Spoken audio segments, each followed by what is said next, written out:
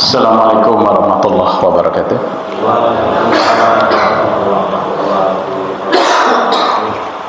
Jemaah pengajian yang saya hormati, marilah kita awali kegiatan kajian pagi ini bersama-sama membaca Al-Quran yang ada di layar. Kita bisa baca bersama-sama. A'udzu billahi minasy syaithanir rajim. Yuk bareng-bareng. A'udzu billahi minasy syaithanir rajim. Bismillahirrahmanirrahim. Yusabbihu lillahi ma fis samawati wa ma fil ardh.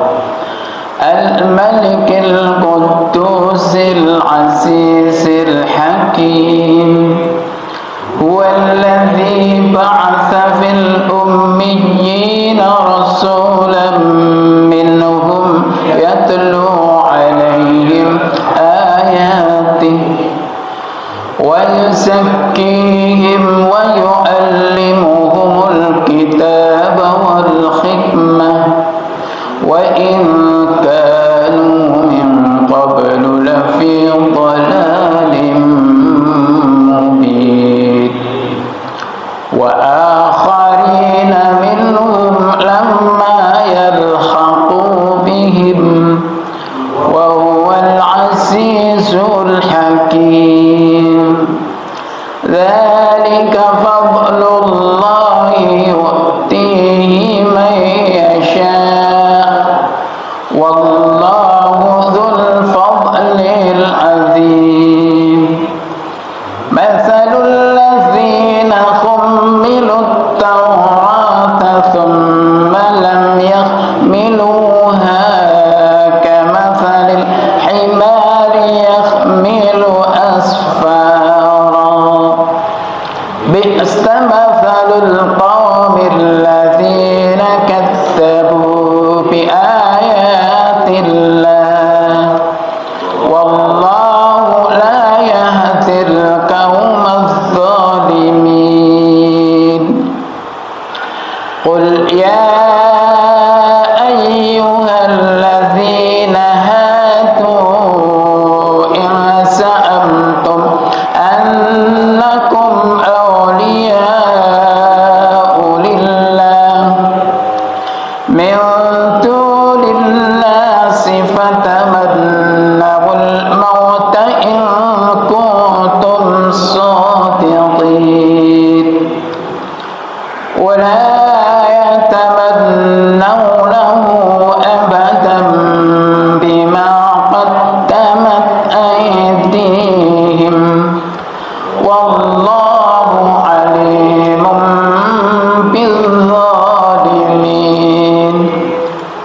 Qul innal mauta alladzi tafirruna minhu fa innahu mulaqikum thumma turadduna ila alimil ghaibi wasyahadah fayunabbi'ukum bima kuntum ta'malun. Ya ayyuhalladzina amanu idza nudiya lis-salati min yawmil jumu'ah fas'au ila dzikrillahi wa dharul bay'. Dzalikum khairul lakum in kuntum ta'lamun. Fa idza qudiyatis salatu fantashiru fil ardh wabtaghu min fadlillahi wadhkurullaha katsiran la'allakum tuflihun. Wa idza ra'aw tijaratan aw lahwan faddu إليها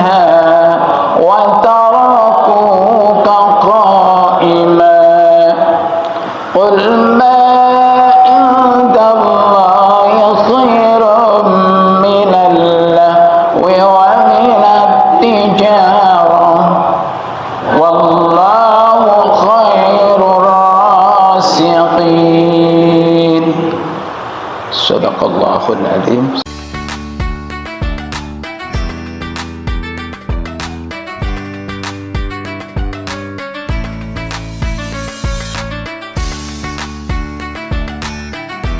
Bismillahirrahmanirrahim.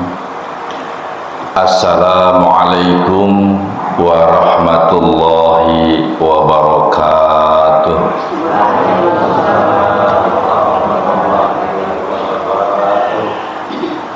Innal hamdalillahi nahmaduhu wa nasta'inuhu wa nastaghfiruh wa na'udzu billahi min syururi anfusina wa min sayyiati a'malina may yahdihillahu fala mudhillalah wa may yudlil fala hadiyalah. Asyhadu an la ilaha illallah wahdahu la syarikalah wa asyhadu anna Muhammadan abduhu wa rasuluh. Allahumma sholli ala Muhammad wa ala ali Muhammad kama shallaita ala Ibrahim wa ali Ibrahim wa barik ala Muhammad wa ali Muhammad kama barakta ala Ibrahim wa ali Ibrahim innaka Hamidum Majid. Amma ba'd. Para hadir jamaah kajian Ahad pagi atau jihad yang insya Allah dirahmati Allah Subhanahu wa ta'ala. Pertama dan yang paling utama, marilah kita selalu bersyukur kepada Allah Subhanahu wa ta'ala yang telah melimpahkan nikmat yang agung, yaitu nikmat iman, nikmat Islam, dan nikmat sehat, sehingga kita pada pagi hari ini mudah-mudahan istiqomah, ya, bisa mengikuti taklim kajian seperti ini. Karena di tempat-tempat lain biasanya kalau ba'da sahur kemudian diteruskan sholat subuh, ya, ini setan paling cerdik, paling pintar menggoda mata kita, ngantuknya luar biasa, ya. Apalagi kita terbelenggu, ya, bukan terbelenggu memahami kaidah hadis, tidurnya orang yang berpuasa saja ibadah. Nah, wislah wong turune wong saumbe ibadah usah buat turu mawon. Tapi difahaminya bukan dengan ibadahnya orang yang sedang berpuasa saja dinilai ibadah, apalagi kalau orang yang sedang saum di bulan suci Ramadan tapi rajin taklim seperti ini, kemudian giat bekerja untuk memberikan nafkah kepada keluarga, yang menuntut ilmu di sekolahan, ya sekolah dengan rajin, itu pasti akan lebih berkualitas. Itu difahaminya mestinya seperti ini. Ini kalau cerita begini harus belajar usul fikih. Ini nanti pada lain kesempatan, mudah-mudahan kita bisa ketemu.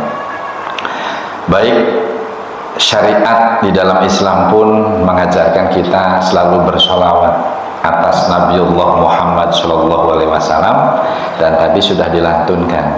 Semoga Allah mencurahkan sholawat kepada Nabi kita Nabiullah Muhammad SAW, kepada para keluarganya dan kepada para sahabat-sahabatnya. Pun tak ketinggalan, insya Allah Allah juga mencurahkan, ya, sholawat itu kepada kita selaku penerus perjuangan, ya, perjuangan tegaknya Islam yang dibawa oleh Nabiullah Muhammad SAW. Para hadir yang dirahmati Allah, ya, meskipun suasananya redup, sejuk, ini bikin meripat itu ngantuk, tapi marilah kita berkomitmen, bersemangat sodakoh, ya.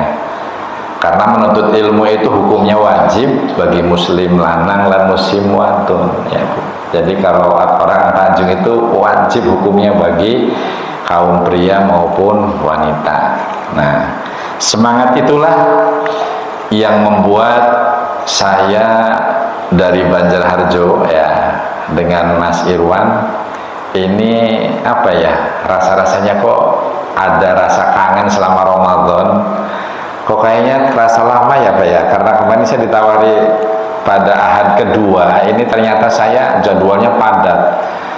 Kebetulan ada jadwal yang tidak bisa ditinggal, sehingga saya izin sama Pak Saifuddin, mohon maaf Pak, monggo diisi oleh sinten lah kira-kira, supaya kita itu bisa begini Bu ya. Ibu mungkin pernah beberapa tahun yang lalu, ini bagi kaum wanita terutama ya, seblak itu tidak populer-populer amat Bu ya, tapi tiba-tiba dengan viralnya di dunia maya, seblak itu ini luar biasa ya. Padahal seblak yang merupakan makanan jasadiyah atau jasmani, ternyata banyak tangan-tangan nakal main di sana, pengawet, pewarna, kemudian bahan makanan yang tidak sehat untuk kesehatan. Ternyata ini membuat sebagian ya para kaum wanita, ini menurut penelitian Bu ya, ini karena hobi seblak, bakso, mie dan sebagainya, ini lagi banyak kejadian tiba-tiba kaum wanita sebelum pada fase melahirkan ini terjadi anemia berat Bu. Penyakit anemia itu ngertos gih ya, gampangan cerita itu kurang darah, hemoglobinnya tiba-tiba menurun drastis. Setelah diteliti ternyata dari bahan-bahan berbahaya. Pun karena sosial media itu luar biasa jadi viral, kemudian jadi tren di kalangan anak-anak muda biasanya yang para penikmat kuliner. Nah, mengapa dan bagaimana kita yang sudah berjamaah di Muhammadiyah justru bermuhammadiyah itu rasanya hambar, seakan-akan mung semene baik gitu loh, tidak mau berkembang pesat seperti seblak gitu loh Bu. Nah, kenapa dan sebagainya. Kita harus muhasabah, introspeksi. Kebanyakan tokoh Muhammadiyah, tokoh orang-orang yang betul-betul bersemangat dakwah Islam lewat Muhammadiyah, ini kurang rajin, kurang pintar, dan kurang istiqomah mewariskan dakwah Islam bermuhammadiyah kepada keturunan kita ya. Karena kita kalau ngaji itu ya, yang punya istri tidak dibawa, istri yang berangkat anak tidak diajak, tidak ngajak tetangga dan saudara, boro-boro mempopulerkan lewat sosial media supaya Muhammadiyah itu harum. Sementara serangan-serangan dari luar, Muhammadiyah itu di-framing Bu. Framing ngertos gih?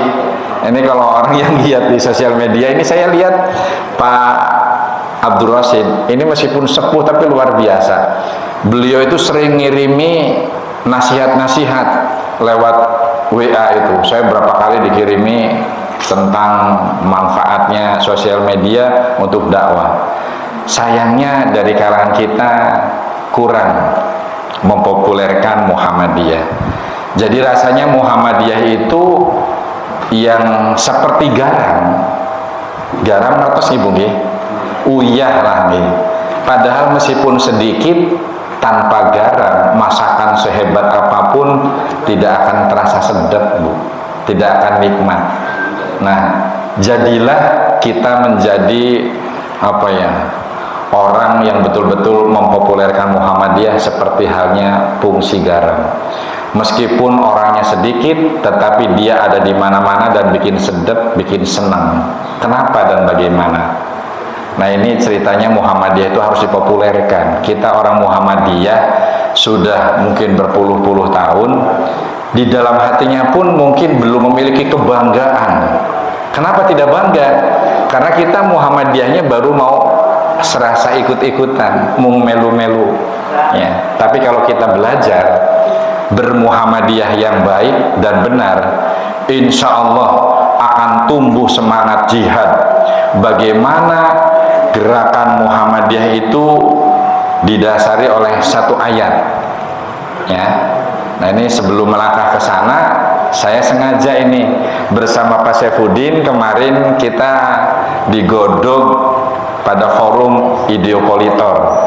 Nun sewu pas saya nyalip ini, biasanya kesehatan, tapi ini saya juga ada kaitannya pada pagi hari ini. Insya Allah menyampaikan oleh Ideopolitor untuk pleno Muhammadiyah atau pengurus Muhammadiyah, ini menjadikan sebuah wasilah, ya, sebagai torik, ya, artinya jalan lurus, tegak lurus dakwah Islam bermuhammadiyah, supaya kita tuh betul-betul bisa menikmati bermuhammadiyah dan bangga dengan Muhammadiyah. Jangan mau sekedar ikut-ikutan, apalagi nanti kita digesek di masyarakat, ya, aja melu-melu Muhammadiyah sampai cilaka nanti. Mati pasti, ya, mati itu pasti framing buruk, ujaran kebencian itu terus dihembuskan. Nggak ngerti siapa pelakunya, kita tidak usah sakit hati apalagi menyerang kepada framing tersebut. Tetapi kita buktikan bermuhammadiyah itu ternyata ada dasar hukumnya, ya. Mas Irwan mungkin monggo silakan dibuka slide-nya, ya. Pada pagi hari ini sengaja saya akan menyampaikan oleh Ideopolitor, ya. Di sini tema pada pagi hari ini wasatiyah dalam dakwah Muhammadiyah, insya Allah menjadikan jembatan dan jalan terbaik untuk mengobati penyakit wahan, ya. Nanti penyakit wahannya kita bedah pada kajian yang akan datang. Apa penyakit wahan? Ya, penyakit takut mati, penyakit takut tidak sukses di bidang materi dan kebendaan serta duniawi. Ya, takut kita ketinggalan prestasinya oleh orang lain bila kita berjuang mantap di dalam berislam. Nah, itu kurang lebihnya seperti itu.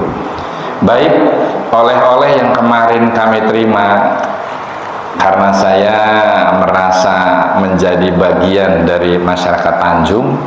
Kebetulan istri kan orang Tanjung, ya Bu, ya. Ini ada semacam ikatan batin, semakin terasa bahwa saya adalah milik atau menjadi saudara sahabat-sahabat kita yang di Tanjung.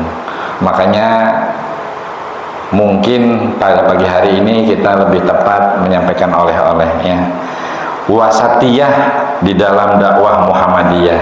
Nah, mungkin Bapak Ibu sudah sering mendengarkan dan populer di kalangan kita bahwa gerakan bermuhammadiyah itu diilhami dengan Quran surat Ali Imran, ya. Ayatnya ayat 104 ini sudah populer. Wal takum minkum ummatu yad'una ilal khair wa ya'muruna bil ma'ruf wa yanhauna 'anil munkar. Kata Allah di sana disebutkan wa ulaika humul muflihun. Barang siapa pengen dianggap orang yang beruntung mungguhing Allah, maka hendaknya ada sebagian kaum di antara kita yang mengajak kepada kebaikan. Dan bukan itu toh, ngajak kebaikan tadi, ya, tetangga, anak yang punya suami diajak suaminya, yang suami ajak taklim kepada istri-istrinya, ya, itu mengajak kebaikan mungkin lebih mudah. Tapi kita tentang urusan berikutnya, mencegah kemungkaran, nah ini di sini seringnya di antara kita lemah. Tapi Muhammadiyah ini berbeda cara mencegah kemungkarannya. Supaya tidak terjadi kebodohan, dirikan sekolahan. Supaya tidak terpuruknya nilai kesehatan dan melejitnya angka kematian dan kesakitan. Ini Pak orang kesehatan, ya. Dulu masih ingat, ya, ibu-ibu tuh boleh melahirkan di rumah oleh mak dukun atau oleh bidan. Sekarang tidak boleh. Bahkan sampai-sampai ada kesan kalau lahiran di rumah itu kena sanksi dan didenda oleh pemerintah. Sing boten paham niku pripun. Waduh, pemerintahan sekarang kejam sama masyarakatnya. Padahal bukan begitu. Pak Mantri, nggih, angka kematian pasca melahirkan terjadi aspeksia neonatorum. Nanti disebutkan, Bu, ya. Orang pada sering kena sesek pada sakit di usia dini, bayi dan anak-anak, kemudian sesek itu merambah kepada penyakit pneumonia, bronkitis, asma dan sebagainya, sehingga meningkatnya kematian pada bayi dan balita. Nah, sehingga untuk mengeliminasi angka melejitnya kesakitan dan kematian pada usia dini, sehingga dibikinlah kebijakan lahiran itu harus ke rumah sakit atau minimal ponen di puskesmas. Itu untuk pengawasan dan pengendalian. Ini sedikit melenceng. Nah, Muhammadiyah pun sama, Bu. Karena Muhammadiyah itu seperti logonya itu matahari yang menyinari bumi, ya, selalu menyinari dan tidak pernah pamrih, Bu, dan tidak pernah berhenti, terus istiqomah. Nah, apakah kita kadernya sudah demikian? Maka amal usaha untuk mencegah kemungkarannya, kemungkaran di sana ada kebodohan, bikin pendidikan. Ada angka kematian kesakitan yang melejit, bikin rumah sakit. Kemudian anak yatim yang terpinggirkan dan nasibnya tergerus oleh keadaan zaman dan keadaan ekonomi, dirikan panti asuhan. Jadi modelnya kesufian Muhammadiyah itu dalam beramal. Tapi ada juga sahabat kita, ketika bulan Ramadan tempat-tempat maksiat subur, kemudian aparat juga abai gitu ya, sweeping dan diberantas serta menutup. Ya, tapi sayangnya tidak bersinergi dengan aparat, ya, sehingga akhirnya sekarang nasibnya dibubarkan, mungkin ngertos, kita tidak usah menyebut. Ini sayangnya tidak terorganisasi secara baik. Nah, itulah pentingnya pemahaman bahwa berorganisasi itu untuk memanage dan memetakan bagaimana masalah berislam, berdakwah secara baik dan benar. Karena ada sebagian sahabat kita itu yang mengatakan organisasi itu bid'ah, firqah dan sebagainya. Itu karena cindet atau cekaknya di dalam berpikir. Maka kita supaya bangga bermuhammadiyah, kita kenalkan dengan tadi wasatiyah di dalam gerakan dakwah Muhammadiyah. Nah, nopo niku wasatiyah? Nah, ini kita perlu paham bahwa definisi wasatiyah, Mas Irwan, yaitu bisa dilihat Ibu, ya, gerakan Islam yang selalu mengedepankan, bukan Yamaha saja ya yang selalu terdepan ya, tapi Muhammadiyah pun harus tampil terdepan. Untuk apa? Untuk memberikan keseimbangan, kemudian kita juga mengembangkan toleransi, ya, serta kebijakan-kebijakan yang manfaat dan mensejahterakan umat. Itulah yang dimaksud dengan gerakan wasatiyah di dalam Muhammadiyah. Baik Ibu, supaya waktunya cukup, ya, tentunya gerakan wasatiyah ini pun tidak boleh melenceng dari dasar hukum Islam, karena Muhammadiyah mengedepankan rujuk ila Al-Quran wa sunnatur Rasul yang menjadikan gerakan dakwahnya. Coba Mas, di ini Mas. Next. Nah, ini dasar gerakan wasatiyahnya itu adalah Al-Quran dan As-Sunnah. Tidak boleh aturan togut, aturan manusia, kemudian bertabrakan dengan Al-Quran dan Sunnah dijadikan hukum. Ini Muhammadiyah itu di situ hebatnya. Ya, sehingga kesannya tuh kayaknya tadi Pak, di framing keras gitu ya. Jadi kalau tidak ada dasar hukumnya ya sudah. Kenapa kita repot-repot misalnya gitu ya. Contoh nih, saya punya sahabat, ekonominya aja sedang terpuruk Pak. Usaha cek Sunda mah kieu lain, begitu juga di sini salah, di sana salah gitu ya. Tapi karena ada adat walimatul khitan, padahal walimatul khitan ada syariatnya enggak? Enggak ada. Di sana adat yang berjalan. Berusaha sampai hutan untuk apa? Walimatul khitan, belum lagi resepsinya, belum lagi budaya-budaya yang melekatnya. Nanti setelah hajat hitan ngirim kiriman-kiriman yang setelah dikirim nanti orangnya harus balikin uang, Bu. Wah, ini kan sebenarnya ini ada bentuk-bentuk kezaliman di sana. Karena sudah dapat kiriman apa sih? Nasi pahit dan opor pahit, ya. Bukan pahit secara jasa dia, tapi pahitnya itu dikirim tapi harus ada pengembalian, Bu. Mungkin di Tanjung tidak terjadi. Tidak ada, tapi kalau Banjar Joko Selatan itu masih marak, Pak. Jadi masih terus berlomba-lomba untuk ada unsuria di sana. Nah, disinilah Muhammadiyah hadir untuk mengobati hal-hal begini, dan metodenya dengan gerakan wasatiyah yang rujukannya kepada Al-Quran dan As-Sunnah. Tetap di sana akal dan nakli harus selalu sejajar dan seimbang. Nah, apakah tidak menyalahi Muhammadiyah itu di dalam berdakwah Islamnya itu menggunakan metode wasatiyah?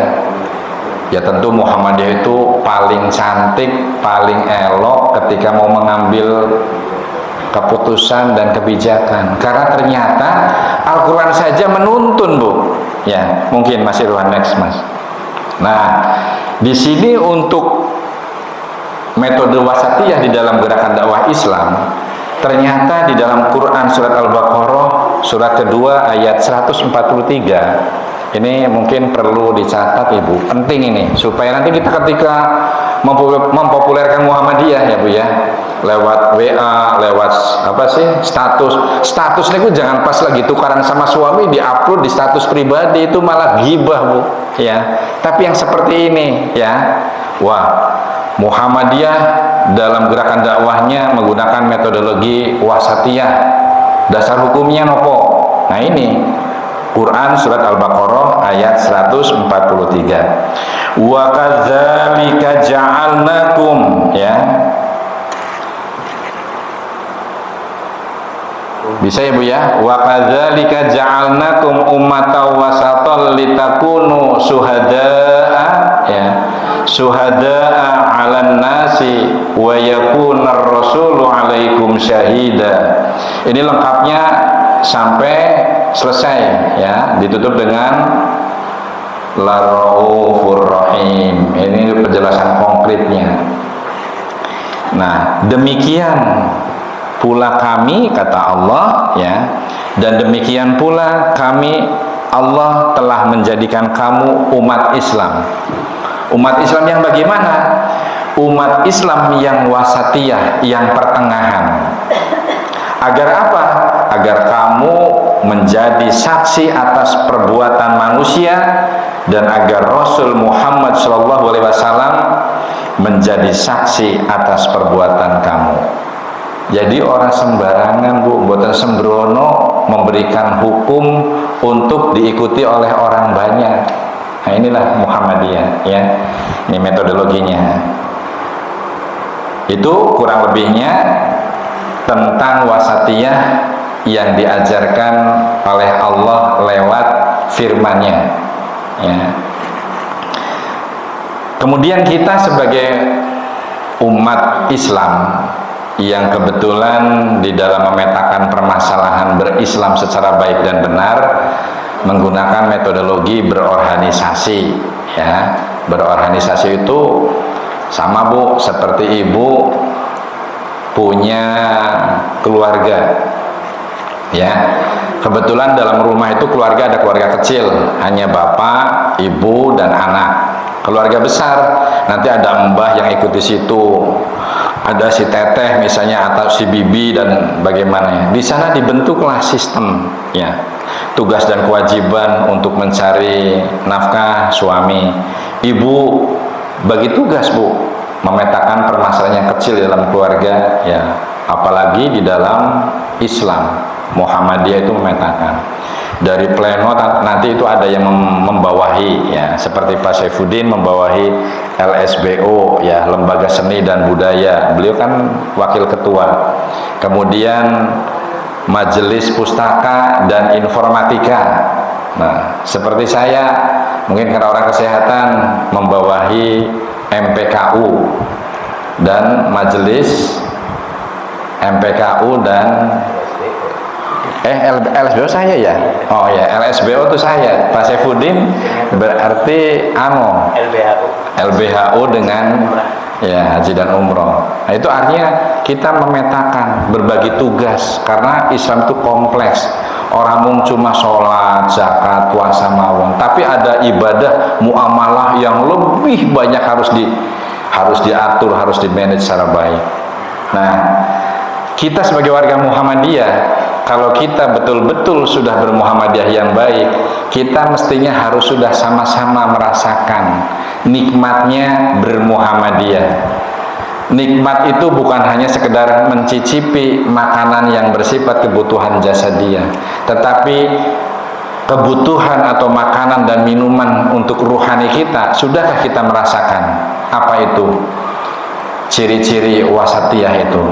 Ya, kita coba, kalau kita sudah bermuhammadiyah, berarti kita nanti yang disebutkan oleh Mas Irwan ya di dalam konsep wasatiyah, berarti kita sudah pernah melakukan ya, atau menjadikan kebiasaan di dalam berislam lewat Muhammadiyah. Yang pertama itu prinsip-prinsip wasatiyah Muhammadiyah itu harus memiliki ciri. Yang pertama tawazun ya. Nopo niku tawazun, Bu? Nah, bisa di ini ya, Mas?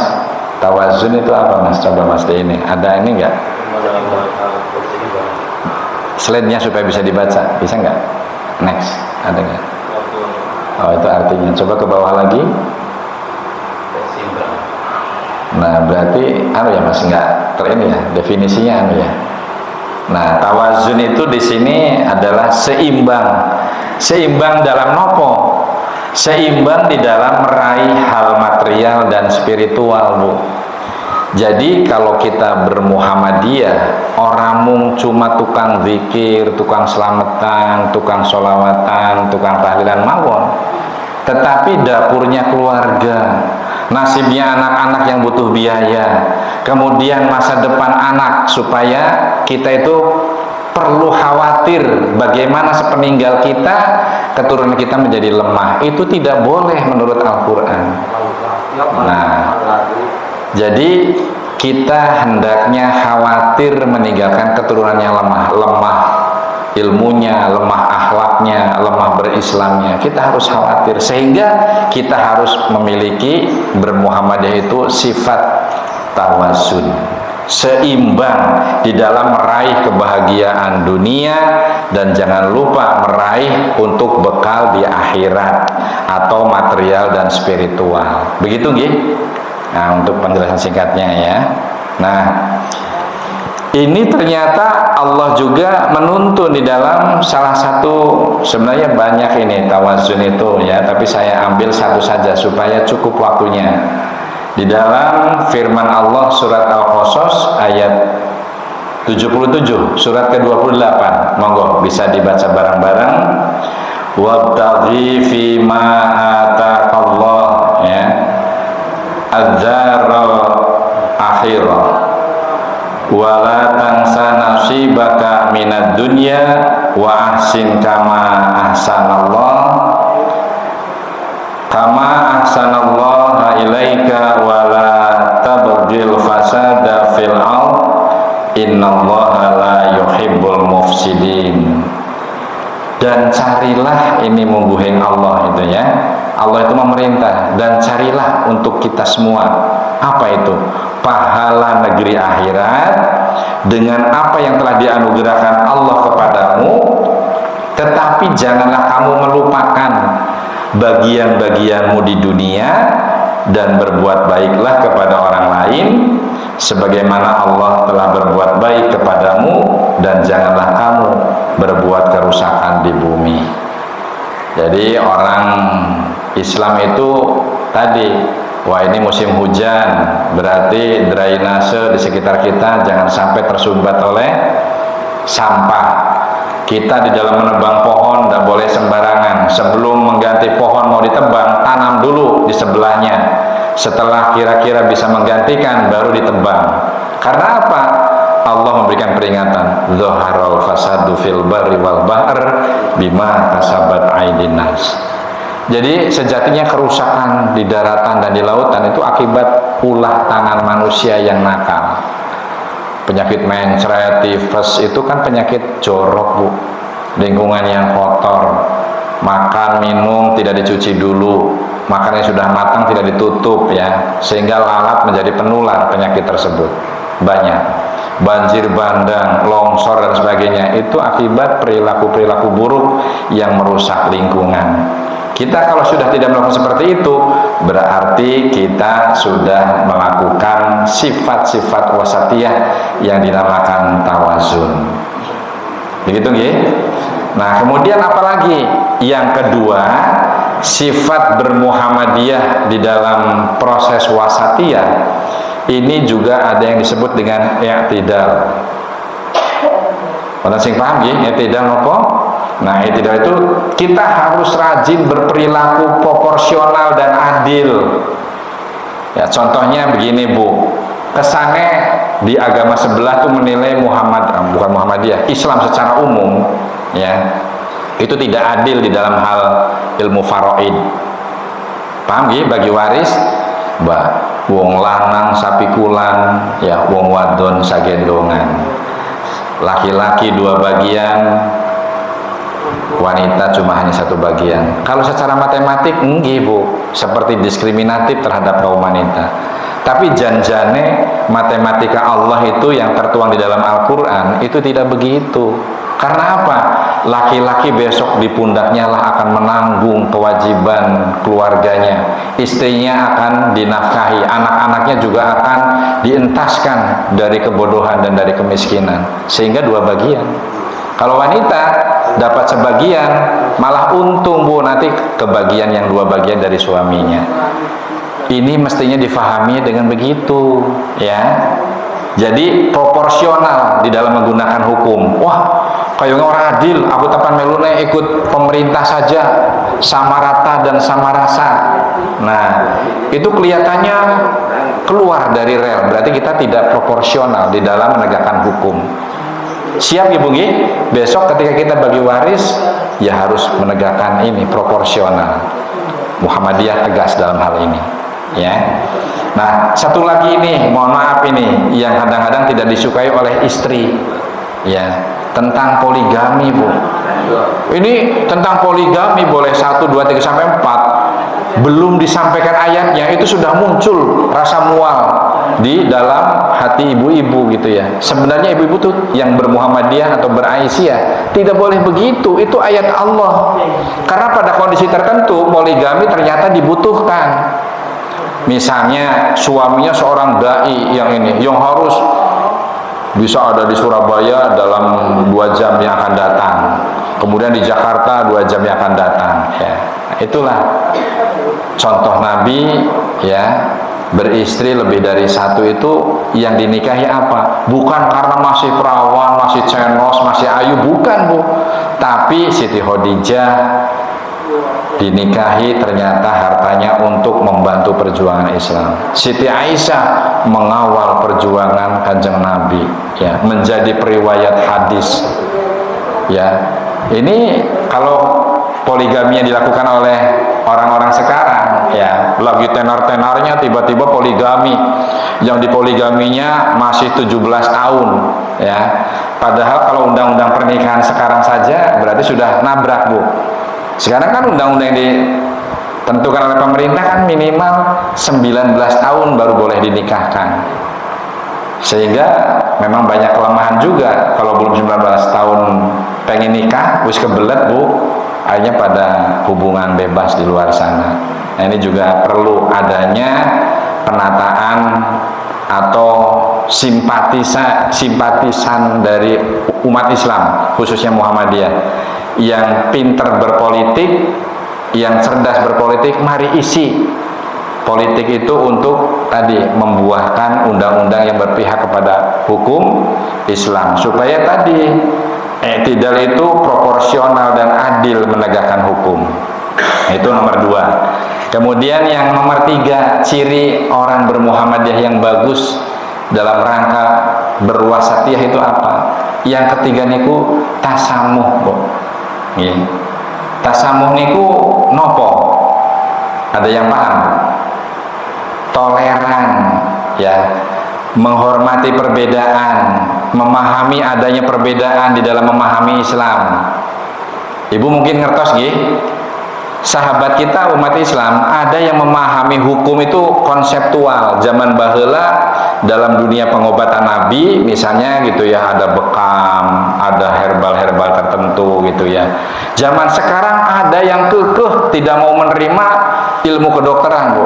Ya, ilmu kedokteran semuanya salah, metformin, bla bla bla bla bla, ya itu Mas Mantri ya, kalau lihat itu ya, itu sering mencatut nama seseorang, mantan menteri dicatut metformin bahaya. Ini mereka yang latar belakangnya membawa budaya, membawa hukum-hukum atau kebiasaan-kebiasaan yang terjadi pada masa salaf ya, dibawa ke sekarang. Nah, kalau ceritanya hanya seperti itu saja berislam, kita ketinggalan.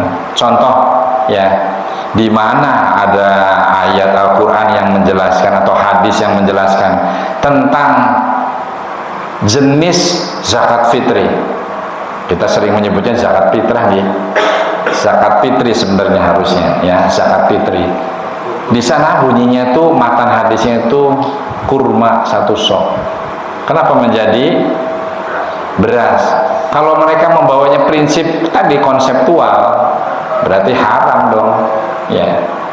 Ada juga dalam konteks berpakaian dibawa yang merupakan adat atau adat istiadat Arab sana. Sampai-sampai kalau di Arab, Bu, kalau kita lagi lihat membedakan laki-laki dan perempuan itu sangat sulit, karena baju jubah itu tidak jauh berbeda dengan dasarnya orang Indonesia ya, dan jilbab yang dipakai juga yang laki-laki di sana mirip-mirip seperti jilbab di Indonesia. Kalau dari belakang itu enggak kelihatan laki-laki atau perempuan. Nah, baru setelah dilihat dari depan, oh ada jenggotnya ya, itu baru ini. Nah, ini difahami sampai sekarang yang sunnah atau yang nyunah berpakaian itu yang seperti tadi yang saya sebutkan. Padahal Islam itu memberikan garis ya, tuntunan wanita ditutup semuanya kecuali ini dan itu, wajah dan telapak tangan. Mau pakai batik boleh, mau pakai kaos boleh, sing penting hijabnya jangan kayak lepet, Bu.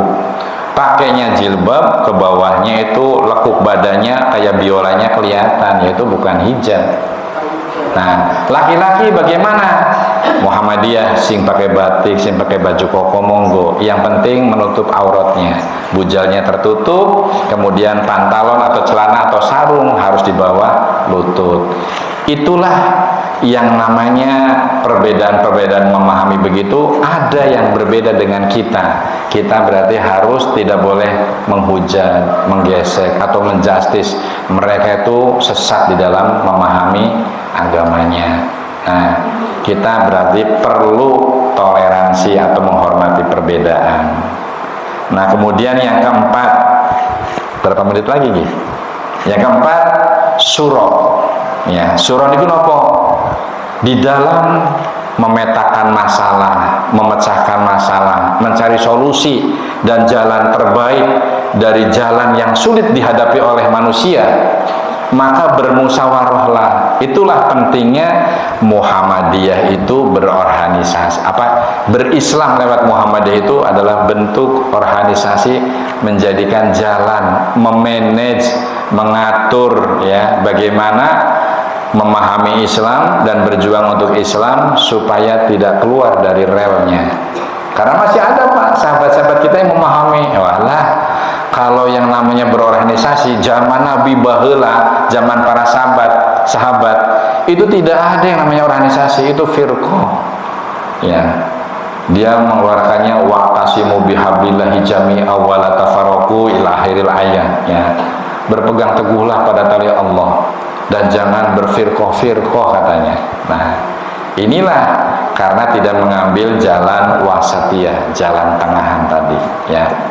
Tengahan artinya di dalam pemahaman Islam kultural, Islam budaya, Islam liberal, Islam yang sekuler dan sebagainya, Muhammadiyah hadir dan memberi jawaban itu semua supaya memuliakan Islam, menghadirkan kesejahteraan untuk semua, untuk umat. Nah, yang kelima, ini cirinya kita berislam bermuhammadiyah dengan model wasatiyah ini harus memiliki sifat-sifat islah. Sering ya dengar islah ya, usi islah burung. Ini kita perlu belajar bareng ya. Islah itu senantiasa meningkatkan dan memperbaharui perilaku untuk kebaikan bersama ya. Contohnya ya, zaman dulu ya Bu ya, ada yang namanya di dalam sebuah lembaga pendidikan itu ada yang disebut kolam barokah. Saya waktu itu mondok masih Pak di Joresan Ponorogo, 200 meter sebelah timurnya pondok pesantren yang terkenal di Gontor ya. Saya karena tidak mampu mondok di sana, pernah nyicipi Bu ya, mondok di pondok salaf ya. Modelnya tadi ada kolam barokah. Ada yang pernah ngalami buatan dia? Kolam barokah itu buat nyuci di situ ya, kemudian sampai-sampai buat mesuci, buat wudhu itu di situ Bu. Nah itu memang tapi airnya mengalir ya, jadi tidak, jadi misalnya ada aliran sungai dilokalisasi jadi kolam itu ya, tapi ya berak kemudian pipis kan belum ada kakus zaman saya, berarti 60 tahun yang lalu seusia saya berarti di sana masih terjadi hal-hal demikian. Nah sekarang yang dipopulerkan dengan gerakan kranisasi ya di dalam bersuci. Kalau zaman dulu kan ada satu kolah berarti sah untuk berwudu ya. Tapi Muhammadiyah menghadirkan metode dengan kranisasi, mengalirkan dan sebagainya. Nah, hal seperti itu berarti kita merubah ya sebuah kebiasaan yang menjadikan kebiasaan tersebut lebih baik, lebih efisien dan tidak menabrak hukum, yaitu memperbaiki konsisten seperti itu.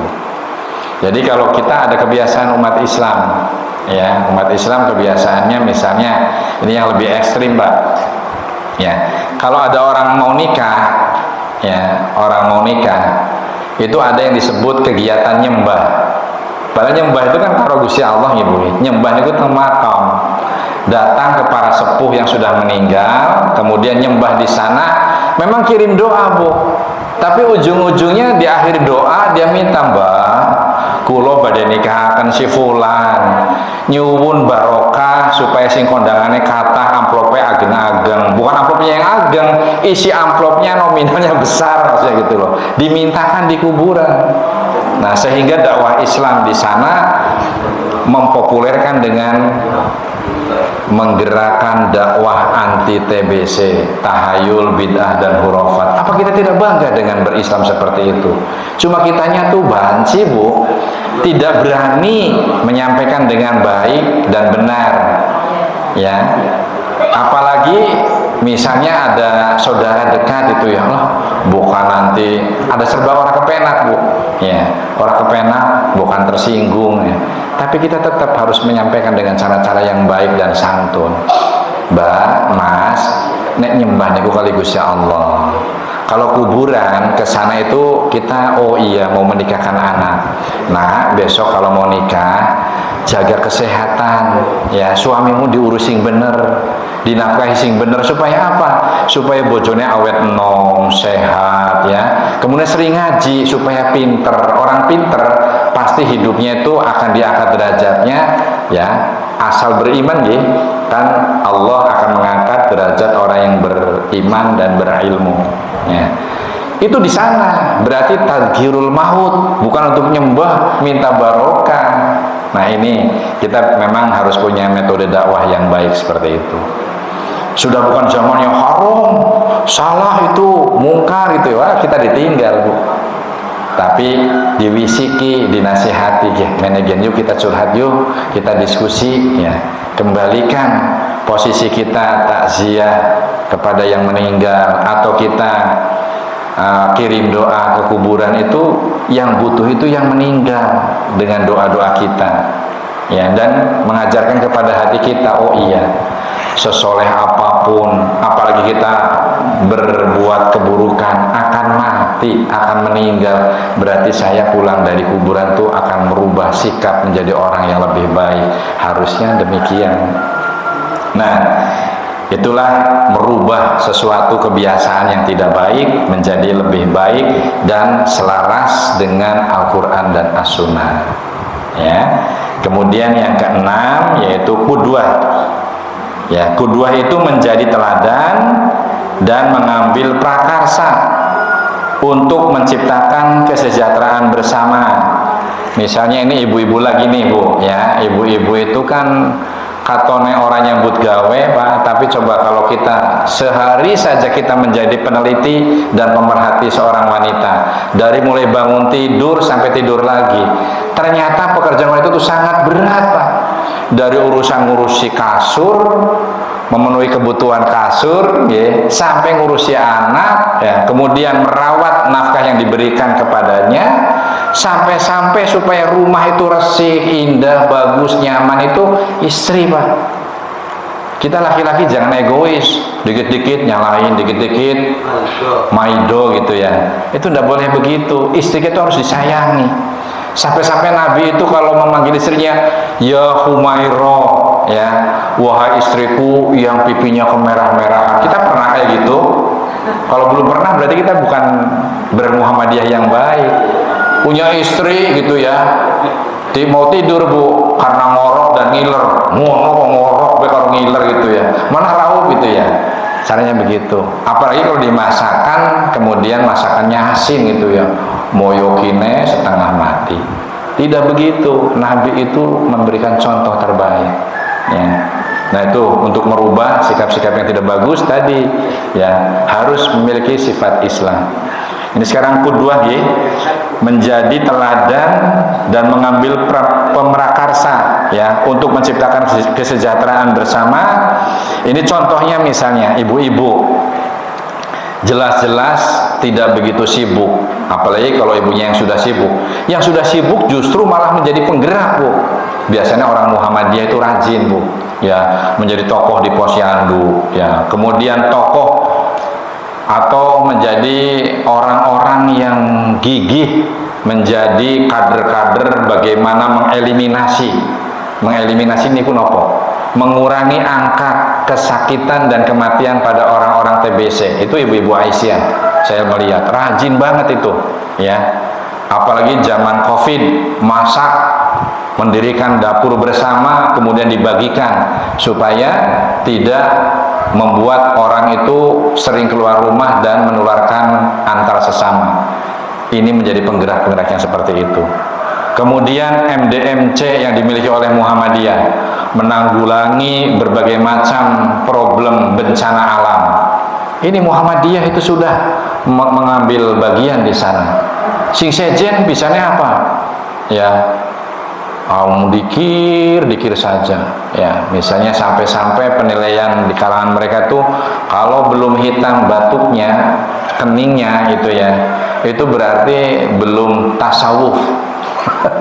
Tasawufnya orang Muhammadiyah itu ternyata di wajahnya itu mungkin tidak hitam, tapi di wajahnya terlihat ramah kepada siapa saja, berbagi kepada orang yang membutuhkan, mencerdaskan orang yang tidak mampu di dalam ilmu. Buktinya banyak yang mendirikan dan memberikan persaingan ketat terhadap pergerakan Nasrani, itu Muhammadiyah Al-Irsyad ya. Itu pendidikan-pendidikan itu bersaing. Coba kalau nggak ada Muhammadiyah, ketinggalan kita Bu ya. Coba kalau kita lihat data, boleh dilihat di Mbah Google ya, berapa rumah sakit yang dimiliki oleh Muhammadiyah, berapa klinik, berapa universitas, berapa SMA, SMK, pondok pesantren. Nah itu pondok pesantrennya ciri khasnya apa? Antara ilmu akhirat dan ilmu dunia dikemas dengan mendirikan MBS, Muhammadiyah Boarding School ya, pondok pesantren modern itu MBS, Muhammadiyah Boarding School. Nah karena ada yang menganggap bahwa sing penting mondok sekolah tangkowis nyambut gawe tah ngarti dewek sing penting agama. Tidak begitu juga. Tidak ada dikotomi ilmu agama dan ilmu muamalah. Itu Muhammadiyah hadir di sana. Nah, jadi qudwah itu menjadi teladan, contoh yang baik dalam kegiatan-kegiatan yang bermanfaat. Jangan cuma menjadi penonton. Ayo ambil bagian di sana orang-orang Muhammadiyah. Sehingga nanti itu mempopulerkannya bukan hanya lewat sosial media saja, menjadi contoh terbaik, menjadi pemrakarsa, menjadi motor penggerak. Ya, apapun yang kita miliki, ya. Contoh misalnya paling kecil saja. Orang-orang di sekitar sini ternyata rumahnya itu masih memiliki pekarangan. Coba kalau masjid kita di sini, tanami pisang, tanami bunga, tanami buah-buahan yang produktif. Ternyata pada saat panen bisa berbagi dengan tetangga-tetangga.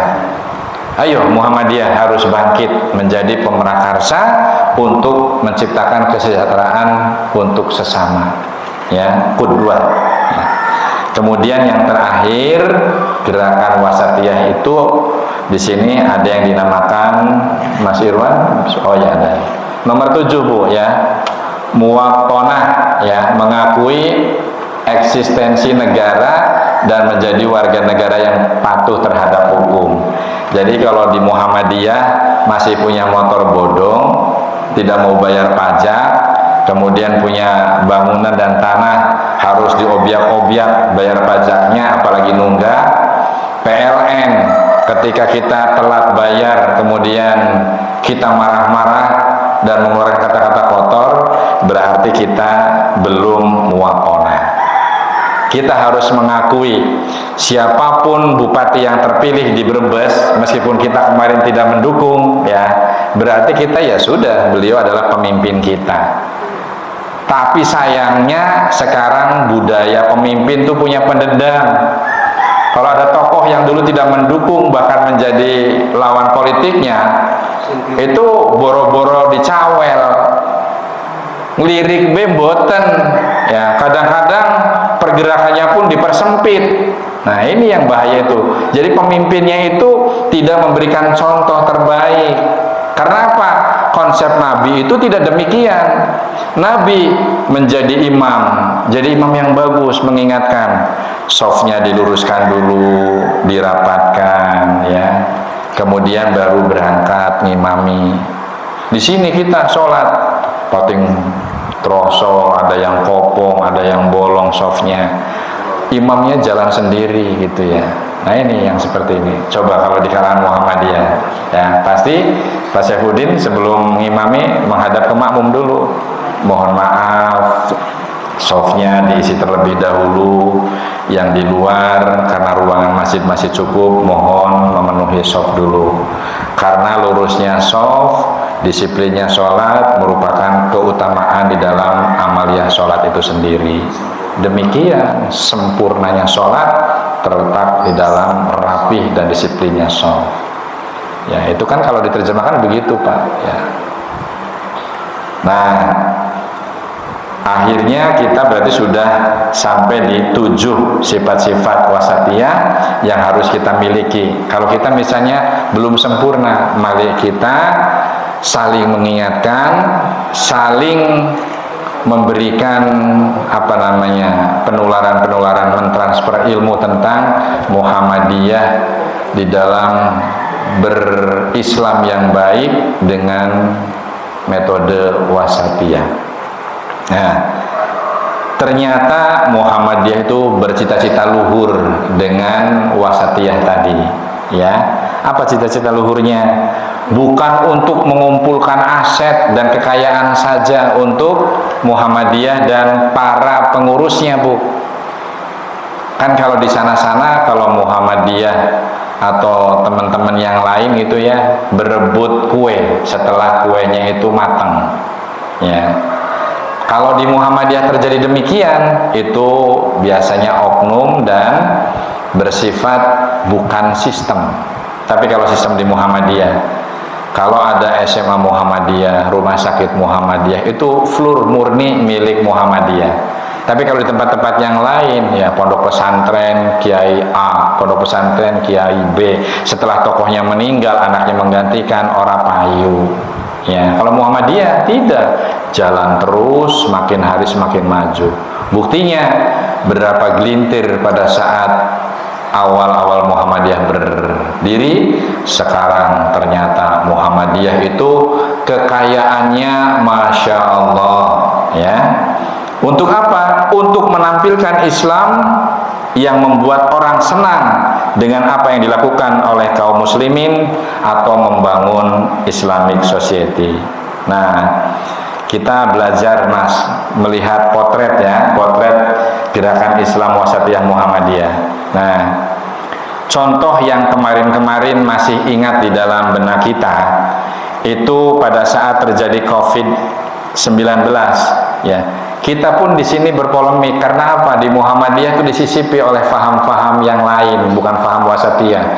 Tentang lurusnya soft dan dirapatkan, Muhammadiyah mengambil jalan berdasarkan hadis Nabi.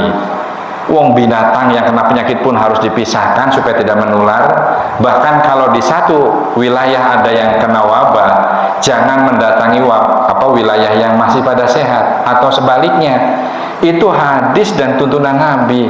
Tapi di sini untuk urusan menghindari COVID, masih ada yang berpikiran COVID itu buatan rekayasa dan sebagainya. Nyatanya yang meninggal sehari innalillahi ya, pengumuman itu terus berdatangan.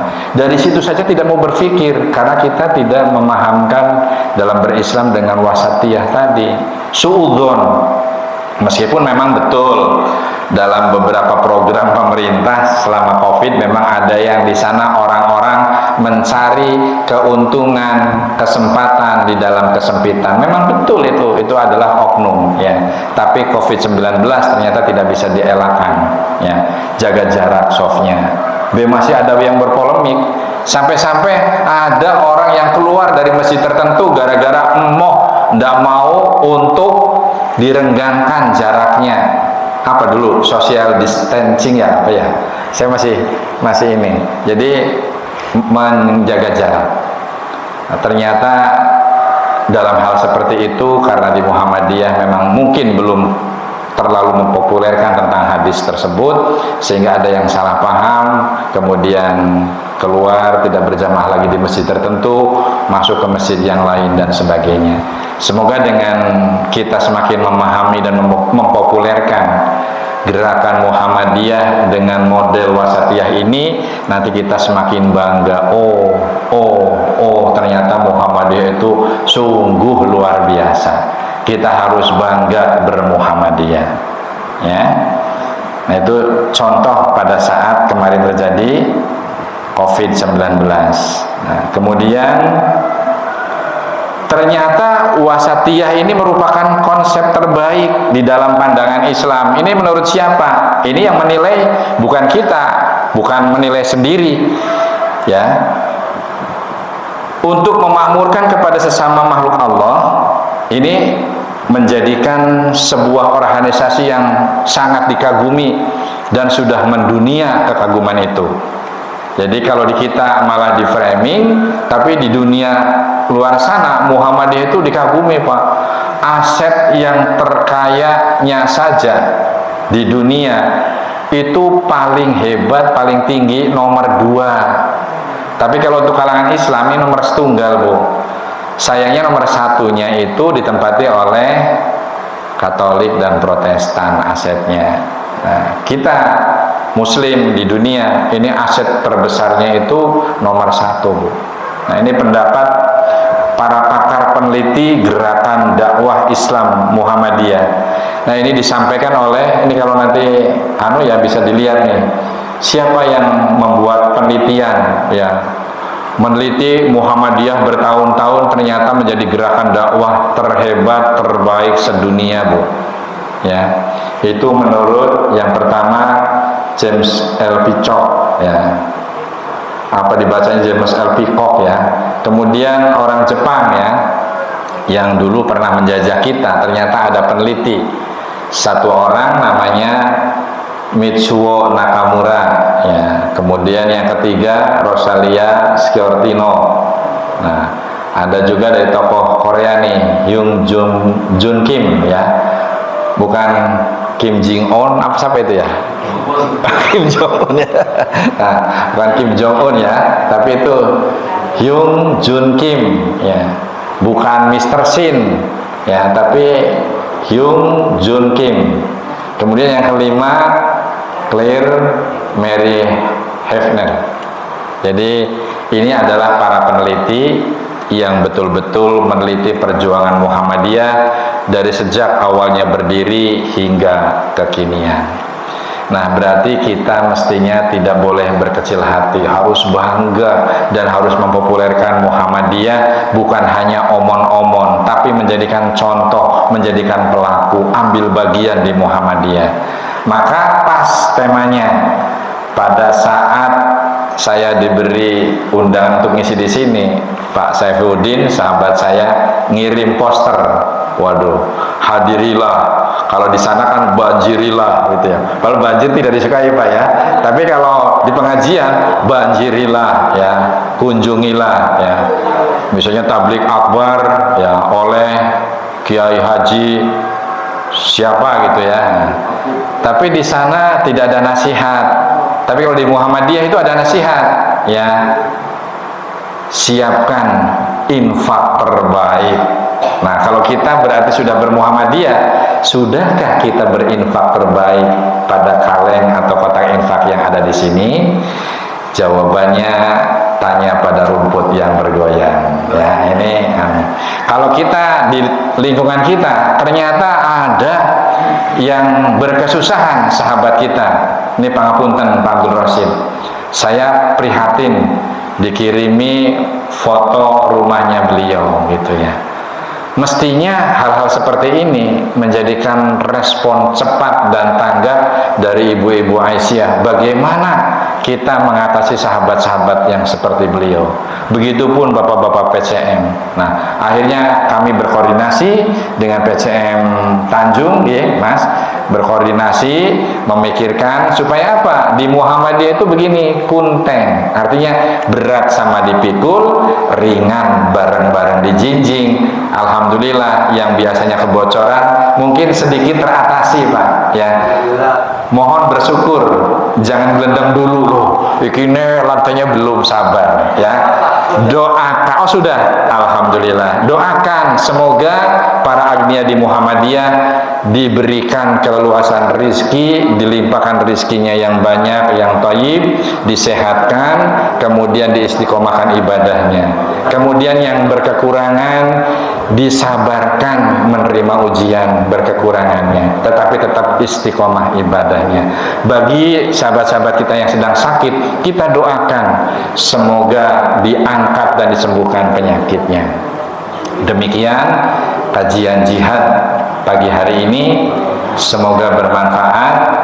Mohon maaf bila ada salah-salah dan kekurangan, karena saya sejatinya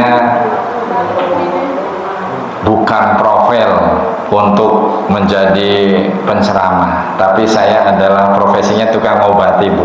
Semoga saya berniat di sini bukan menceramahi, tapi bareng-bareng ngobati jasmani kita yang kadang-kadang kita tidak merasa sakit, ternyata kita berpenyakit wahan tadi. Nah, nanti penyakit wahannya kita bersambung kepada episode berikutnya, ya. Semoga kita bisa bertemu pada gelombang dan acara yang sama. Demikian, terima kasih. Nasrun minallah wa fathun qarib. Assalamualaikum warahmatullahi wabarakatuh.